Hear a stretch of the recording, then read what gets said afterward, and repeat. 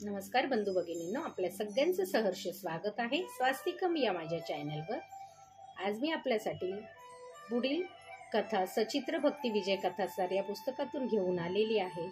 मागील व्हिडिओमध्ये आपण नरहरी सोनार, नामदेव यांचा सुद्धा एक प्रसंग ऐकला होता आणि आता आपण पुढील व्हिडिओमध्ये दुसरी जी संत आहे ती आहे जनाबाई। अध्याय 21। एकदा कार्तिकी एकादशीला पंढरपूरला यात्रा भरली असताना एक 7 वर्षाची मुलगी महाद्वारात आली। ती आपल्या आईवडिलांबरोबर आली होती। तेथे येताच ती त्यांना म्हणाली, मी इथेच राहीन, आता मी परत घरी येणार नाही। त्या मुलीचे ते बोलणे ऐकून लोकांना आश्चर्य वाटले।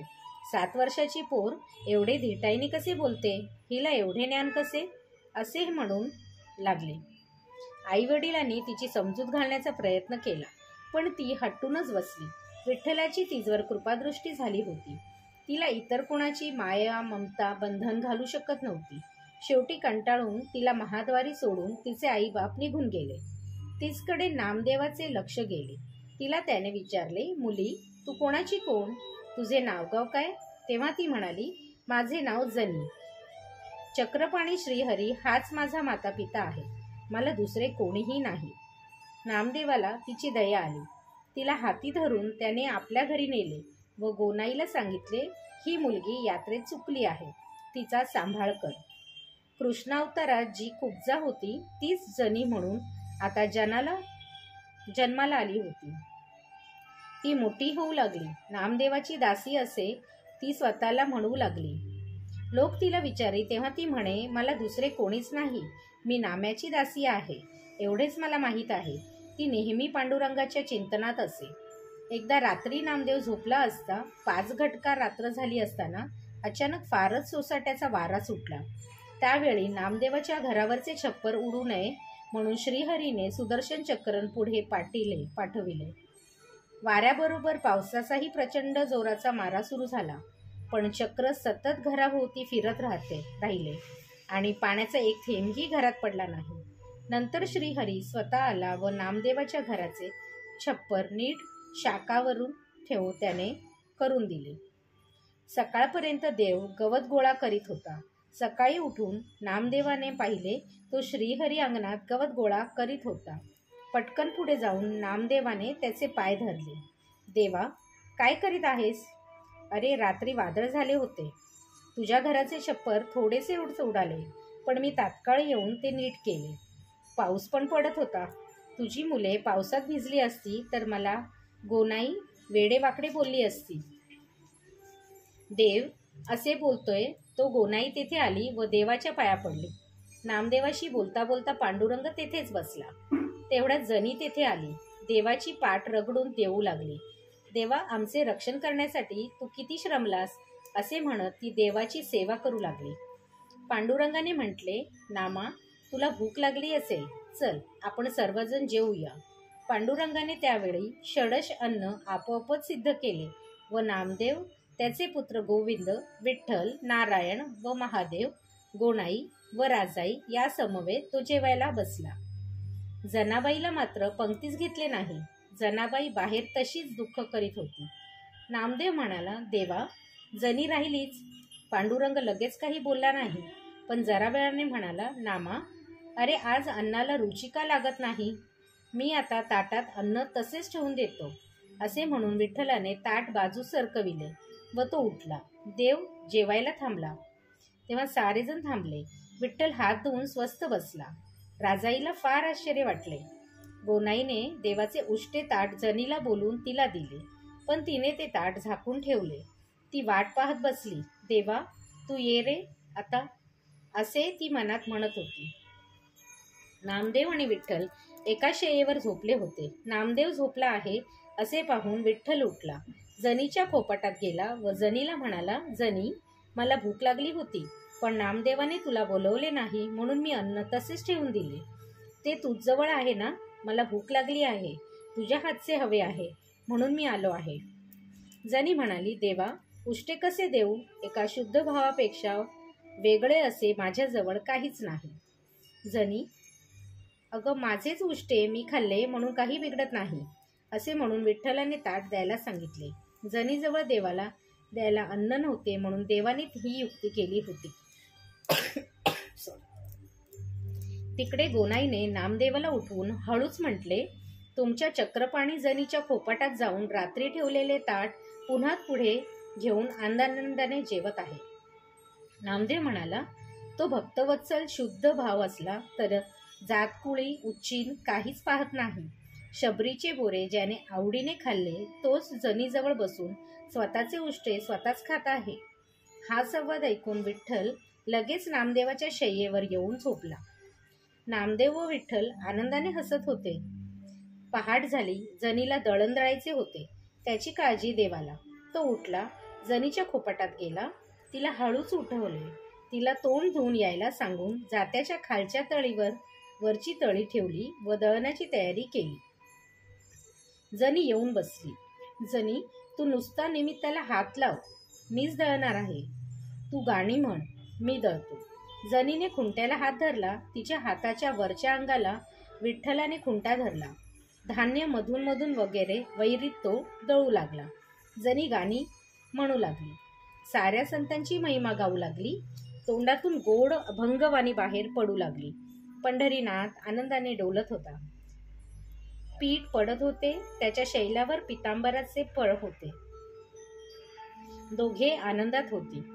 जनीची गाणी ऐकून गोनाई बाहेर आली. तो जनी एकटीच गाणी गात आहे व दळत आहे असे तिला दिसले. मग ती बोलते कोणाशी? तो विठ्ठलाच्या ठिकाणी दुसरी एक मोलकरणी तिला दिसू लागली. गोनाईने विचारले, ही कोण? जनी काहीच बोलली नाही. गोनाईला राग आला. कोण कोण मोलकरणी घेऊन येतेस ग? कोण आहेस ग तू? गोनाईने विचारले. ती म्हणाली, मी विठाई.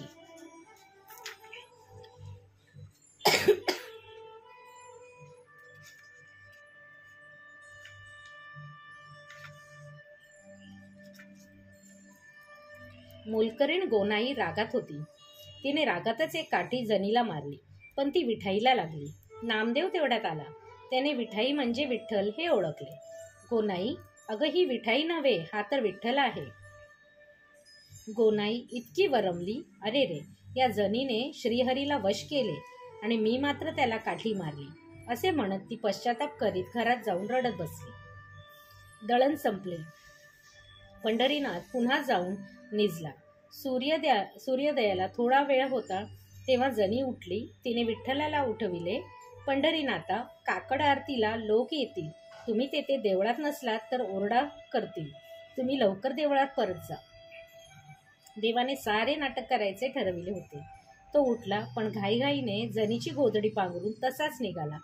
आपला शेला व गळ्यातील एका वळी तेथेच विसरला. देवळात जाऊन भक्तजन येण्या अगोदर पांडुरंग लगबगीने जाऊन उभा राहिला, पण अंगावर वाकळ जनीची होती.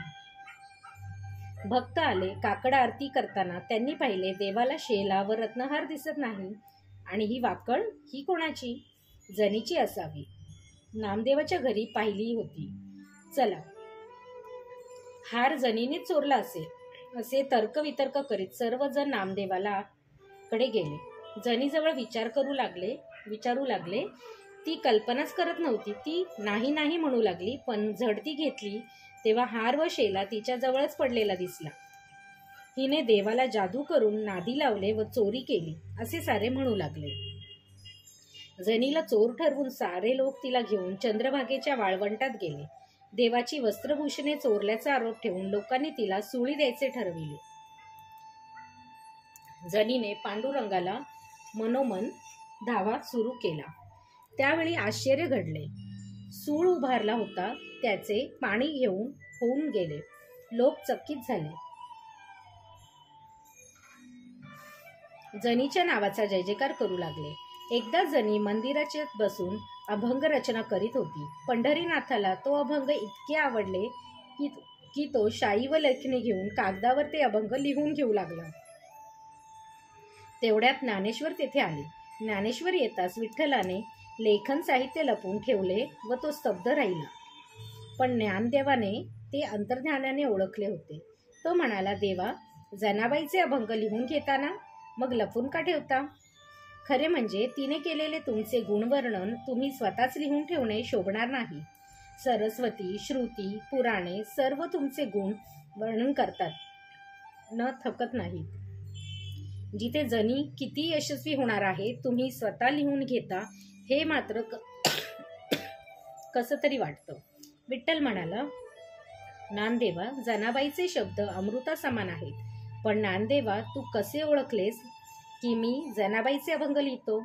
नामदेव म्हणाला, देवा, जसे तुम्ही भक्तांचे मन जाणता तसेच तुमचे मन आम्ही जाणतो. दुसरे कोण जाणणार? पतीचे मनोगत सतीला कळणार, चंद्राच्या कला चकोरालाच कळणार. आपण नामदेवाकडे जाऊया. तुम्ही जनीचे अभंग स्वतः लिहिता हे त्याला कळले तर त्याला फारच आनंद होईल.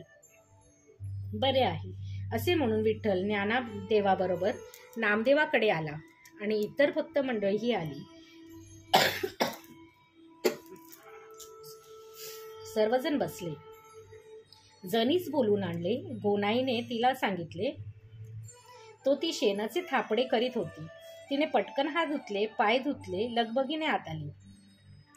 त्या ठिकाणी पांडुरंग सर्व भक्तांसह बसलेले पाहून तिने दंडवत घातला. नामदेव म्हणाला, नामदेवा, आज आम्ही नवल पाहिले. पांडुरंग स्वतः जनाबाईचे अभंग लिहून घेत होता. पांडुरंग म्हणाला, मला यात माझा मोठेपणा बाद आला असे काही वाटत नाही. जनीचे शब्द हाच स्वानंद रस जाणावा. शुद्ध सत्वाच्या कागदावर मी ते लिहून घेतो. जे कोणी जनीचे अभंग वाचतील त्यांच्या भवापाशी सुटका होईल, हे माझे निश्चित वचन ऐका. त्यावेळी तेथे अनेक भक्त जमले होते. त्या सर्वांना विठ्ठलाने प्रतिज्ञेश्वर सांगितले. तेव्हा सर्वांनी जनाबाईचा गौरव केला. ज्ञानदेवाने विचारले, जनाबाई, तू किती जन्मदेवाचे कार्य केले आहेस? जनाबाई म्हणाली, महाविष्णूने हैग्रीवाचा अवतार घेतला तेव्हापासून मी त्याच्याबरोबर आहे. ती मत्स्य, कुर्म इत्यादी अवतारांनाही होते. यावेळी बौद्धावतारी पण आहेच. मग पांडुरंगाने म्हटले, आता जे जे भक्त कवित्व करतील त्यांचे लेखन कोण कोण असावे ते ठरवून टाका बरे. ज्ञानदेवाचे अभंग सच्चिदानंद बावा लिहितील. निवृत्तीचे अभंग सोपान लिहितील. मुक्ताबाईचे अभंग ज्ञानदेवाने लिहावे. जोगा परमानंदाचे लेखन विसोबा खेचराने करावे. सावतामाळ्याचे काशीबा गुरव लिहितील. कुर्मदासाचे अभंग सुदेव लिहितील. चोखामेळ्याचे अभंग अनंत भट लिहितील आणि जनाबाईचे अभंग स्वतः मी लिहीन. आता जनीचे अभंग ऐकताना मन संकुचित करू नये.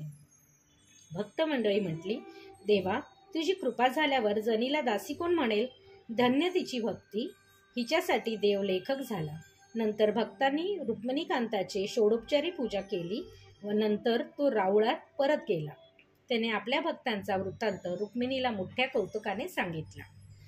विठ्ठल विठ्ठल, जय हरी विठ्ठल.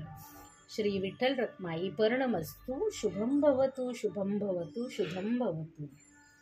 विठ्ठल विठ्ठल, विठ्ठल विठ्ठल, विठ्ठल विठ्ठल.